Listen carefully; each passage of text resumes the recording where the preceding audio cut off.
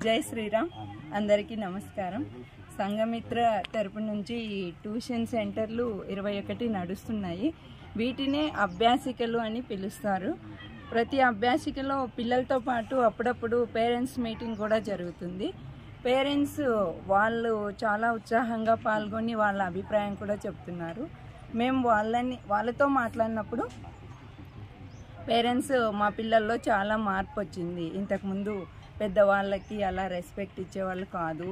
ఇప్పుడు వాళ్ళు రోజు నీట్గా రెడీ అయ్యి వెళ్ళడము, ఇంట్లో వాళ్ళ నాన్నమ్మ వాళ్ళు ఏదైనా మంచినీళ్ళు అలా అడిగితే మర్యాదగా తెచ్చి ఇవ్వడము, ఇంకా రోజు దేవుడికి దండం పెట్టుకుని వెళ్ళడము, నీట్గా రెడీ అయ్యి వెళ్ళడం, ఇవన్నీ చాలా మార్పులు వచ్చాయి మా పిల్లల్లో.